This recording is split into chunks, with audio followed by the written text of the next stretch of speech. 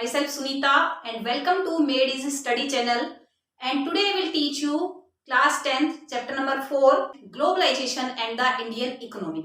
जो आप class 10th का चैप्टर नंबर 4 है ग्लोबलाइजेशन, तो ये चैप्टर आज मैं आपको पढ़ाऊंगी और इस चैप्टर में हम देखेंगे कि किस तरह से ग्लोबलाइजेशन एक कंट्री दूसरे कंट्री के साथ कनेक्ट होता है। जो ग्लोबलाइजेशन टर्म है कोई ये न्यू टर्म नहीं है, ये पुराने टाइम से चली आ रही है, लेकिन उस टाइम ये स्लो प्रोसेस था और प्रेजेंट टाइम में ये फास्ट हो चुका है। जब अर्लियर टाइम में ट्रेड होता था तो या तो बाय फुट होता था या बाय एनिमल्स होता था, लेकिन प्रेजेंट टाइम में ये जो व्हीकल्स हैं, जो फास्ट व्हीकल्स हैं, उनसे होता है या फिर इंटरनेट से होता है, जिससे काफी फास्ट हो चुका है। तो जो ग्लोबलाइजेशन है इसकी मीनिंग है इंटर कनेक्शन और इंटर रिलेशन बिटवीन कंट्रीज, कि जो कंट्रीज हैं वो एक कंट्री दूसरे कंट्री के साथ किस तरह से अपने रिलेशन को स्पीडली बढ़ाता है, किस तरह से एक कंट्री में बना हुआ प्रोडक्शन दूसरे कंट्री में पहुंच जाता है, और वो जो पहले स्लो प्रोसेस में जाता था प्रेजेंट टाइम में काफी फास्ट प्रोसेस में हो चुका है। तो अब जो ग्लोबलाइजेशन है उसमें सबसे बड़ा रोल या सबसे मेन रोल जो प्ले करता है वो है एमएनसी। एमएनसी मल्टीनेशनल कॉर्पोरेशन, या फिर आप इसको मल्टीनेशनल कंपनीज भी कह सकते हो। तो जो मल्टीनेशनल कंपनीज होती है वो अपने कंट्री के अलावा दूसरे कंट्री में भी अपनी प्रोडक्शन यूनिट को सेटअप करके रखती है। अपने कंट्री में प्रोडक्शन करने के साथ साथ अनदर कंट्री में भी अपना प्रोडक्शन करती है। तो जो एमएनसीज होती है इनका प्रोडक्शन एक या दो कंट्रीज में नहीं होके बहुत सारे कंट्रीज में होता है। तो जो एमएनसी है इन्हीं के रीजन से ग्लोबलाइजेशन का एरिया इतना वास्ट हो चुका है। अब जो एमएनसीज हैं वो अपने आप को सेट करने के लिए, मींस जब एमएनसी दूसरे कंट्री में अपनी प्रोडक्शन यूनिट को सेट करती है तो उससे पहले वहां पर क्या क्या देखती है कि हम अपनी प्रोडक्शन यूनिट को यहाँ सेट कर रहे हैं तो इसके लिए क्या क्या अवेलेबिलिटी यहाँ पर होनी चाहिए। What are the things MNC looks before setting up.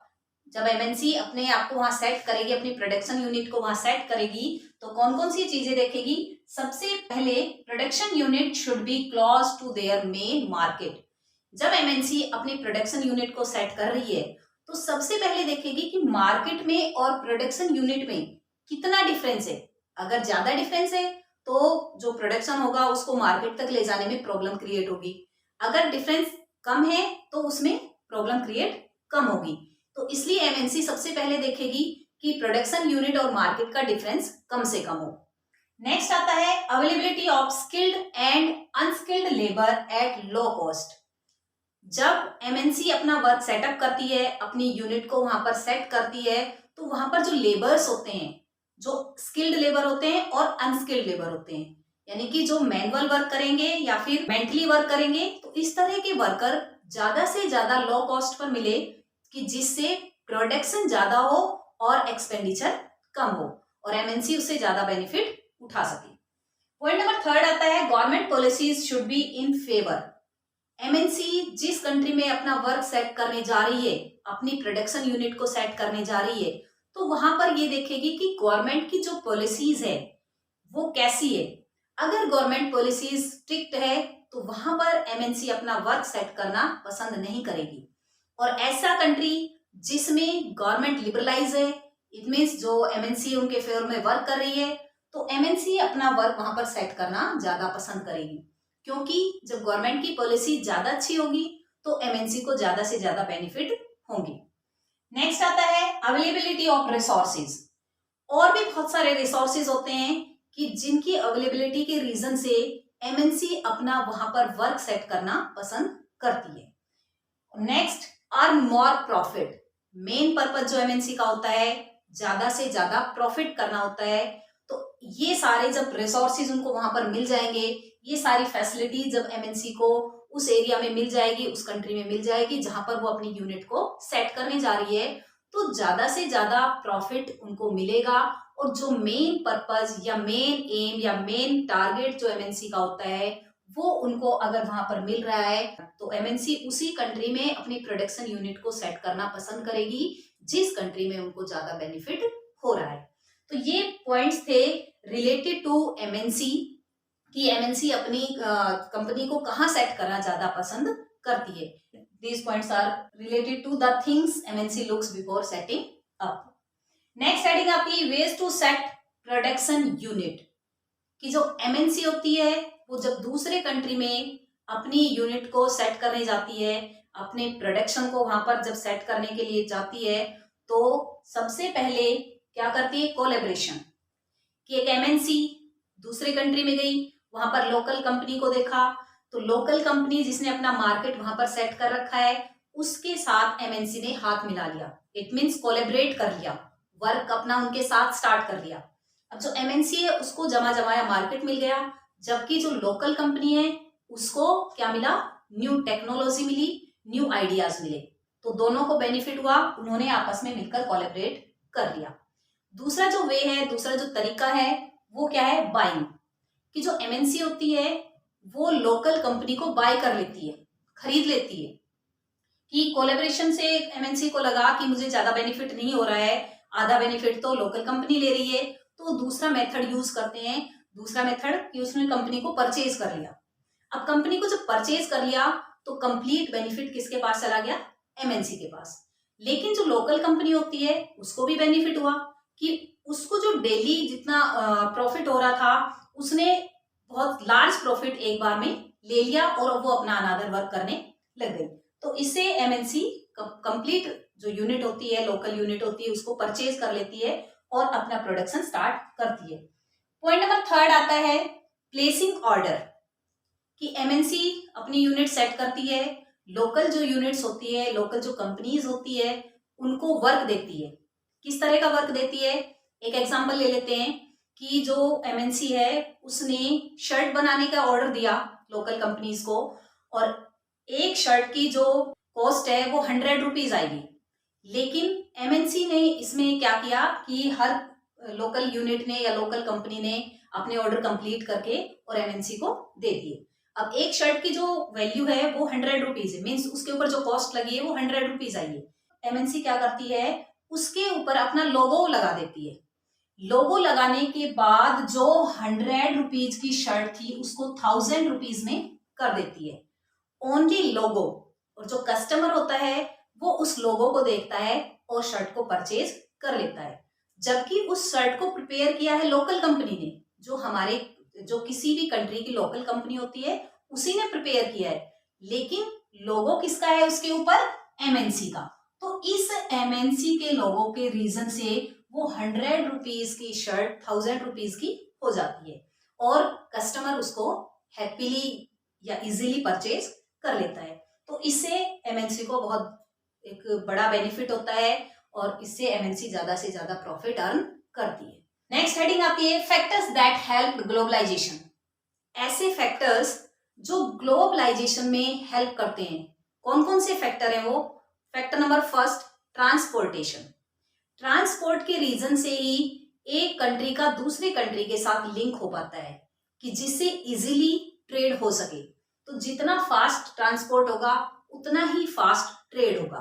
तो इसमें ग्लोबलाइजेशन में ट्रांसपोर्टेशन का मेन रोल प्ले है। सेकेंड आता है टेक्नोलॉजी। प्रेजेंट टाइम में हम देख रहे हैं कि जो टेक्नोलॉजी है ये डे बाय डे इंक्रीज होती जा रही है। अब लोगों के अंदर इतने सारे आइडियाज हो गए हैं कि टेक्नोलॉजी से घर बैठे ही वर्क कर सकते हैं। तो टेक्नोलॉजी से भी ग्लोबलाइजेशन फास्ट हो रहा है। बिल पे करना है तो हम उसके लिए ऑफिस जाते थे, वहां पर लाइन लगती थी, उस लाइन में खड़े होते थे, जब हमारा नंबर आता था हम डिपॉजिट करते थे, फिर इसमें लॉन्ग प्रोसेस लगता था। लेकिन प्रेजेंट टाइम में हम क्या करते हैं, अपने घर बैठे ही फोन से बिल को पे कर देते हैं। तो ये क्या हुआ, एक इजी मोड हो चुका है। और ये किसके रीजन से हुआ है, टेक्नोलॉजी के रीजन से। देन आता है लिबरलाइजेशन। अब जो लिबरलाइजेशन है वो होता क्या है, लिबरलाइजेशन का मीन्स होता है कि किसी भी तरह के कोई बैरियर नहीं होना।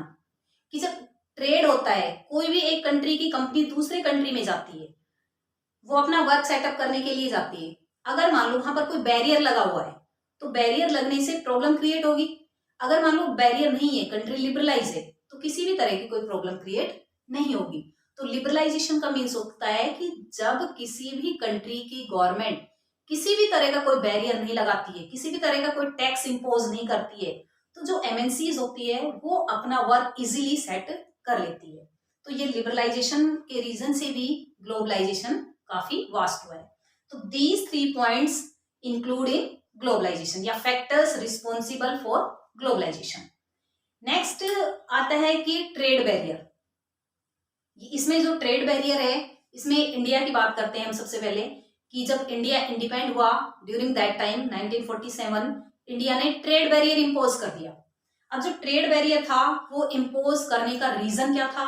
सबसे पहला रीजन था कि इंडिया न्यूली इंडिपेंडेंट हुआ, more than 200 year after India independent हुआ, और उस टाइम अगर मान लो इंडिया ट्रेड बैरियर नहीं लगाता तो किसी भी कंट्री की कोई भी कंपनी आके फिर सेट हो जाती और फिर कंट्री क्या हो जाता? डिपेंड हो जाता या फिर किसी का भी कॉलोनी बन सकता था। तो अब इंडिया ने ट्रेड बैरियर इंपोज कर दिया, किसी भी कंट्री की कोई कंपनी, किसी भी कंट्री की कोई प्रोडक्शन यूनिट इंडिया में सेट नहीं हो सकती थी।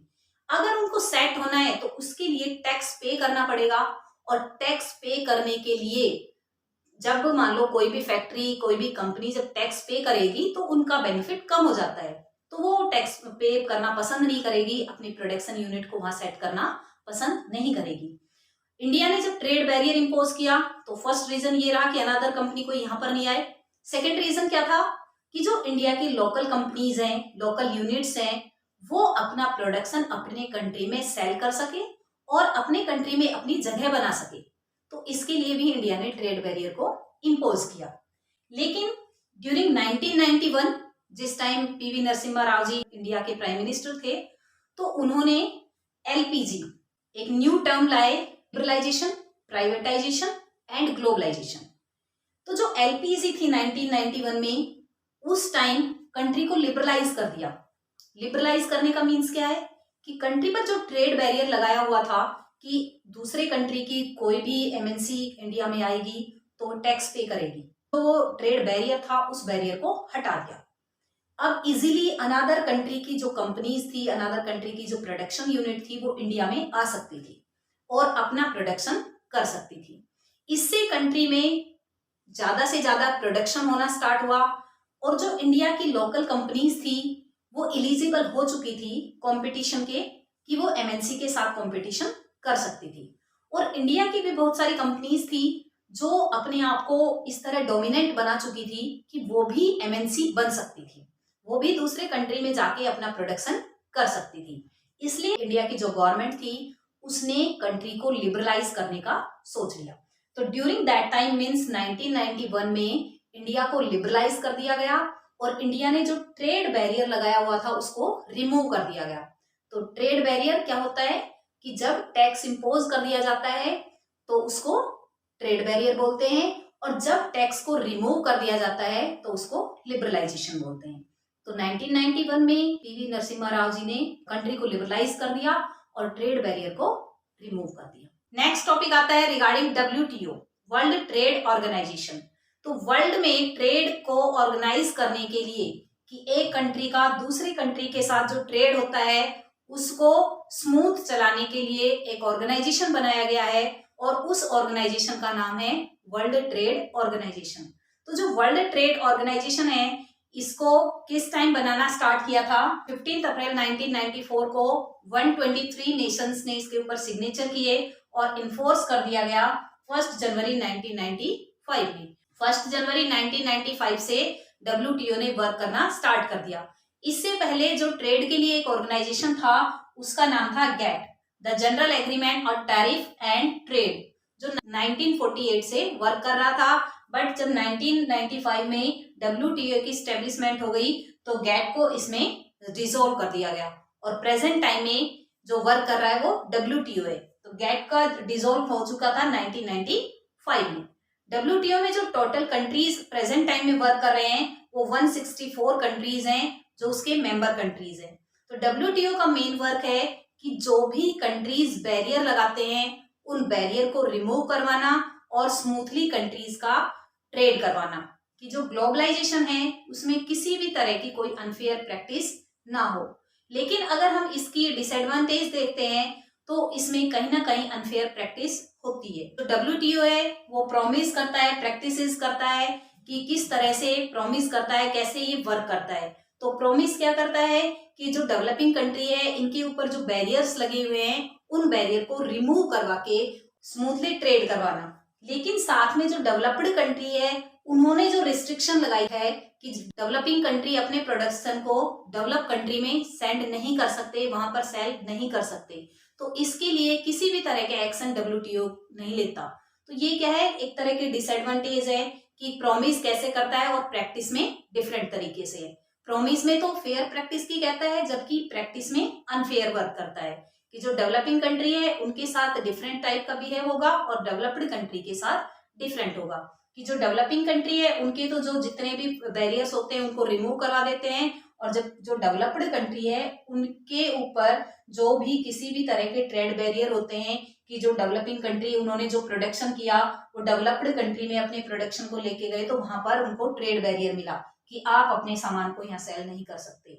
तो ये फेयर प्रैक्टिस नहीं है, क्योंकि जो WTO है इसका मेन वर्क है फेयर वर्क करवाना, लेकिन जो डोमिनेंट कंट्री है USA कंट्री है उसके अंडर में WTO रहता है। मींस डोमिनेंस रहती है USA की किसके ऊपर, WTO के ऊपर।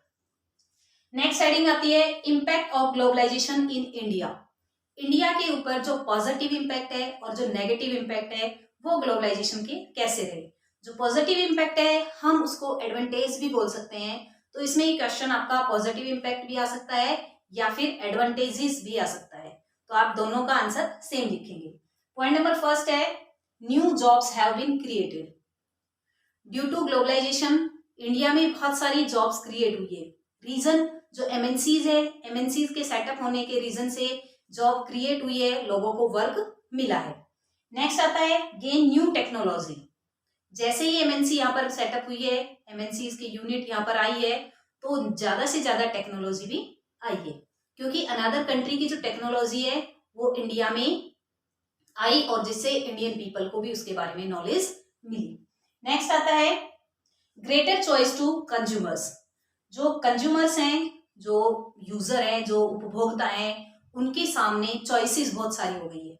चॉइसेस होने के रीजन से कंज्यूमर इजीली कोई भी प्रोडक्ट को रिजेक्ट कर सकता है, किसी भी प्रोडक्ट को खरीद सकता है। तो कंज्यूमर के सामने बहुत सारी चॉइसेस क्रिएट होने से कंज्यूमर को काफी बेनिफिट हुआ है। जहां पर वो पहले एक ही कंपनी का सामान खरीदते थे क्योंकि उस टाइम अल्टरनेटिव था नहीं, लेकिन प्रेजेंट टाइम में इतने सारे अल्टरनेटिव हो चुके हैं कि उसको किसी भी तरह का फोर्स नहीं है कि उसी सामान को परचेज करें। नेक्स्ट आता है lower prices due to competition. बहुत सारी एमएनसी सेटअप हो गई है जिससे कंपटीशन क्रिएट होता है, तो लोअर प्राइसेस पर कंज्यूमर को सामान मिल जाता है, तो इससे कंज्यूमर को फाइनेंशियल भी बेनिफिट हुआ है। नेक्स्ट आता है local company supplies raw material to MNCs. कि जो लोकल कंपनीज है उनके पास मान लो अगर वर्क नहीं भी है तो वो रॉ मटेरियल जो होता है उसको एमएनसी को देती है, जिससे उनकी अर्निंग हो जाती है। तो जो लोकल कंपनीज है वो कोलेबोरेशन से या बाइंग से या फिर जो उनको वर्क मिलता है उससे वो अपना बेनिफिट कर सकती है। Then improved quality. जो वर्क क्वालिटी है, जो प्रोडक्शन क्वालिटी है, उसमें भी काफी इम्प्रूवमेंट हुई है, क्योंकि कंपटीशन हो गया है। तो कंपटीशन जब होता है तो उससे क्या होता है कि एक कंपनी वर्क कर रही तो दूसरी कंपनी उससे ज्यादा बेटर वर्क करेगी कि हमें इससे बेस्ट प्रोडक्शन करना है। अगर हम बेस्ट नहीं करेंगे तो मार्केट में नहीं चल पाएंगे। तो जिससे हमारा कंट्री जो एक स्लो डेवलपिंग कंट्री था अब फास्ट डेवलपिंग कंट्री बनता जा रहा है। जो ये पहले स्लो वर्क होता था उसमें टेक्नोलॉजी के रीजन से, कंपटीशन के रीजन से काफी फास्ट वर्क होने लग गया है। तो these points are including in positive या फिर एडवांटेजेस ऑफ ग्लोबलाइजेशन। की जो एडवांटेज है, पॉजिटिव इम्पैक्ट है ग्लोबलाइजेशन के, वो इंडिया में बहुत सारे हैं। तो इस क्वेश्चन को आप इजीली कर सकते हो। Next is negative effects of globalization या फिर डिसएडवांटेजेस ऑफ ग्लोबलाइजेशन। कि जो ग्लोबलाइजेशन है उसकी जहां पर एडवांटेज है या पॉजिटिव इफेक्ट है, साथ में उसके नेगेटिव इफेक्ट और डिसएडवांटेज भी है। तो first disadvantage is pollute the environment. जब एमएनसी सेटअप होती है तो बहुत सारा वेस्ट मटेरियल निकालती है जिससे इन्वायरमेंट पोल्यूट होता है, चाहे वो लैंड पोल्यूशन है, वाटर पोल्यूशन है, सॉइल पोल्यूशन है, तो हर तरह का पोल्यूशन इसमें इंक्लूड होगा। नेक्स्ट आता है प्राइस इंस्टेबिलिटी।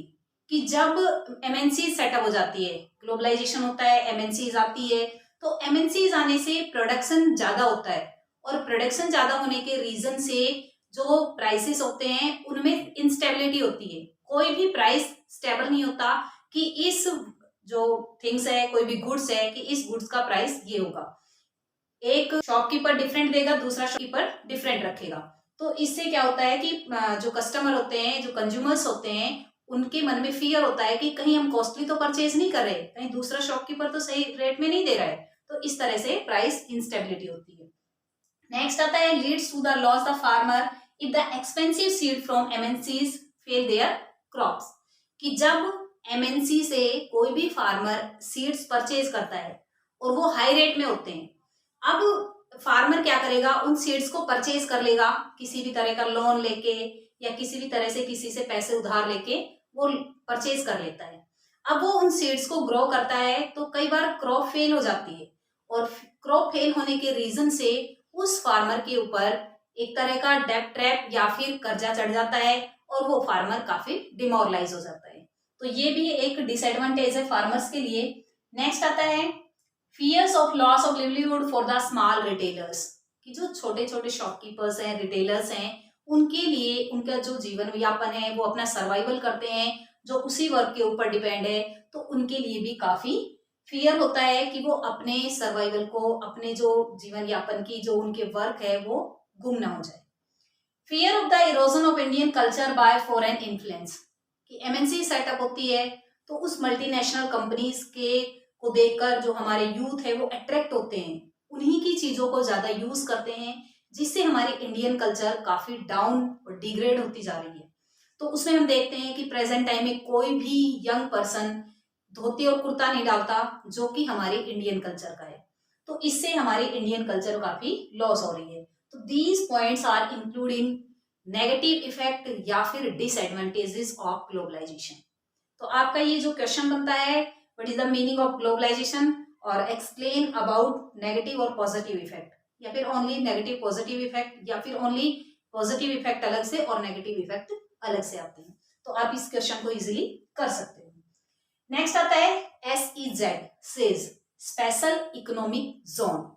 तो ये स्पेशल इकोनॉमिक जोन क्या है कि इंडियन गवर्नमेंट एक स्पेशल एरिया बनाती है फॉरेन कंपनीज को, एमएनसीज को अट्रैक्ट करने के लिए कि फॉरेन इन्वेस्टमेंट इंडिया में करें। कि जो फॉरेन कंपनीज है, एमएनसीज हैं, वो उस एरिया में आके अपना वर्क स्टार्ट करें, अपनी कंपनीज को स्टार्ट करें। तो इसके लिए इंडियन गवर्नमेंट स्पेशल फैसिलिटीज देती है, चाहे वो ट्रांसपोर्ट है, वाटर की है, इलेक्ट्रिसिटी है, कि उस एरिया में स्पेशल फैसिलिटीज प्रोवाइड की जाती है। इवन 5 ईयर के लिए टैक्स भी बिल्कुल फ्री कर दिया जाता है। तो ये सारे अट्रैक्शन के लिए जो एमएनसीज होती है, उनको जो फॉरेन इन्वेस्टमेंट होता है उसको इंडिया में लगवाने के लिए, उनको अट्रैक्ट करने के लिए सेज स्पेशल इकोनॉमिक जोन बनाए जाते हैं, और उन स्पेशल इकोनॉमिक जोन में एमएनसीज अपना वर्क स्टार्ट करती है। नेक्स्ट हेडिंग और लास्ट हेडिंग इस चैप्टर की, how globalization can be made more fair. ऐसे कौन से वर्क किए जाए कि जिससे ग्लोबलाइजेशन और ज्यादा फेयर हो जाए, तो उसके लिए किस तरह के वर्क करना चाहिए। तो पॉइंट नंबर फर्स्ट आता है, government should make labour laws in favour of labour implement properly. कि ऐसे लॉज बनाए जाएं जो लेबर के फेवर में हो और उनको प्रॉपर इम्प्लीमेंट भी किया जाए, कि जिससे ग्लोबलाइजेशन फेयर हो सके। नेक्स्ट पॉइंट आता है, government can support small producer by using trade barriers. किसी भी कंट्री में जो स्मॉल ट्रेडर्स हैं, उनके वर्क को अपलिफ्ट करने के लिए, उनके लिविंग स्टैंडर्ड को अप करने के लिए कुछ बैरियर्स पुट करने पड़ेंगे, तभी वो स्मॉल ट्रेडर्स अपने आप को ऊपर कर सकते हैं। तो वो गवर्नमेंट जहां पर वर्क हो रहा है, जिस कंट्री में जो स्मॉल ट्रेडर्स हैं वो काफी डाउन जा चुके हैं, तो वो कंट्री की रिस्पॉन्सिबिलिटी है कि कुछ बैरियर इम्पोज करें और अपने कंट्री के ट्रेडर्स को अपलिफ्ट करें। Next is government can align with other developing countries to fight against the domination of developed countries in WTO। कि जो डेवलपिंग कंट्रीज हैं उसमें WTO का रोल नहीं है, और जो डेवलप्ड कंट्रीज हैं वो फुल फेवर में उन्हीं के हैं। यानी कि जो WTO है वो डेवलप्ड कंट्री का फेवर ज्यादा करता है और डेवलपिंग कंट्री का फेवर नहीं करता है। ओनली उनका जो ट्रेड बैरियर है उसको रिमूव करवाया और फिर उनकी तरफ कोई ध्यान नहीं दिया जाता। तो जो WTO है उसमें अपना रोल प्ले करने के लिए डेवलपिंग कंट्री को एक अलाइन बनाना पड़ेगा, अपने नेगोशिएट करना पड़ेगा और ग्रुप बनाना पड़ेगा, जिससे डेवलप्ड कंट्री का जो रोल है WTO में उसको, उसकी डोमिनेंस को कम किया जा सके।